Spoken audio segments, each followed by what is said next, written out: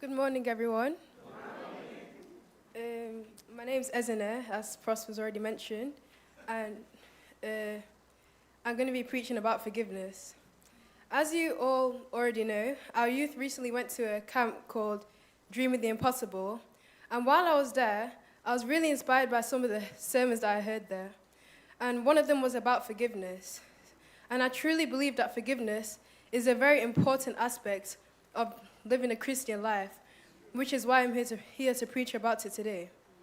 So, we've all had to forgive someone at least once in our lives, whether it's a friend, a family member, a classmate, a colleague, whoever it may be. And even if we may not want to forgive that person, you know it's the right thing to do. So if it's the right thing to do, then why do we sometimes struggle to do it? You see, there's a thing called pride, and unfortunately, many people, including myself, struggle with it. Pride has many different aspects to it. For example, there's really obvious and obnoxious pride, where a person may think they're better than another person because maybe they have a bigger house or a better car. But that's not what I'm talking about today. I'm saying that our unforgiveness can also come from pride. What do I mean by this? Let's say I have a car. What do I mean by this? When someone does something wrong to me, and I'm being fully honest here, my first thought isn't forgive them.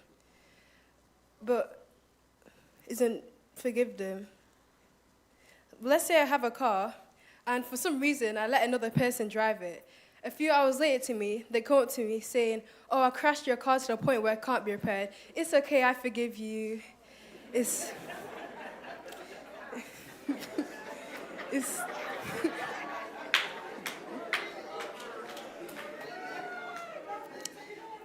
It's not that easy. But even in situations like that, it's important that we still try to forgive. I always hear people saying things like, "Oh, I don't want to forgive that person because they don't deserve to be forgiven." Well, did our sins deserve to be forgiven when Jesus Christ died on that cross? No. Did Jesus Christ still die on that cross? Yes. Colossians 3 verse 13 says, "Bear with each other and forgive one another. If any of you has a grievance against someone, forgive as the Lord forgave you." I say again, forgive as the Lord forgave you.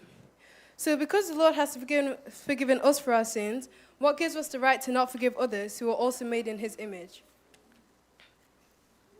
This is why I said at the beginning that our unforgiveness can come from pride. Because when we choose not to forgive, it's as if we're putting ourselves on a pedestal, making ourselves seem more superior than the person we're not forgiving. When in reality, like I said, we're all made in the image of God, and Jesus died for us all, so no one is better than another person. Remember to humble yourselves and forgive. Also, I learned that forgiveness isn't just a one-time thing. Matthew 18, verse 21 to 22 says, "Then Peter came to Jesus and asked, 'Lord, how many times shall I forgive my brother or sister who sins against me? Up to 7 times?' Jesus answered, 'I tell you not 7 times, but 70 times 7 times. I really hope that made sense. Many people interpret these verses wrong. The verse isn't telling us that 490 times is our forgiveness limit. It's actually saying quite the opposite of that. It's saying that there shouldn't be a limit to our forgiveness. Forgiveness should be a continuous and ongoing practice, not things like, "Oh, I can't forgive you anymore because I've forgiven you so many times." You see, that would make sense in a person of a worldly mindset. When someone wrongs you and you forgive them, but the next day they do the same thing again, yes, it may be hard to forgive them for a second time, but it's important that we still do. Because if you think about it, sometimes we do the same thing to God. There might be a certain sin that you struggle with, and you've repented over it so many times, but then you find yourself falling back into the same sin. Imagine one day God just held a grudge and said, "Oh, I can't forgive you anymore because I've forgiven you so many times." But you know he wouldn't do that. So who are we to do that to other people?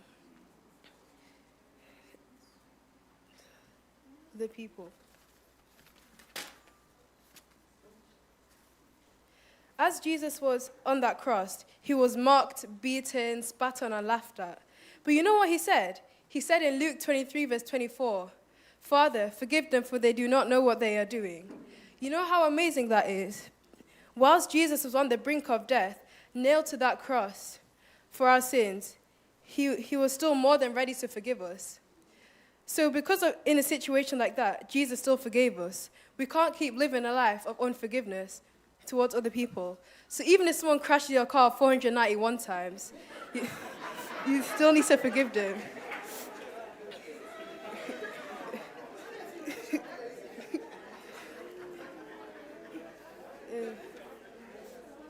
Finally, unforgiveness weighs a person down. We've all heard the quote, forgive and forget. Even though it may be easier to forgive than to forget, because of God's forgiveness, we are no longer defined by our past, so we shouldn't define others by their past either. There's also a quote that says, unforgiveness is like drinking poison and waiting for the other person to die. You see, when we're unforgiving, we're actually destroying ourselves. That's because we're holding on to the resentment and anger that we have for another person. Living like that is like carrying a bag of bricks everywhere you go. And those bricks represent all the grudges and resent that we hold for another person.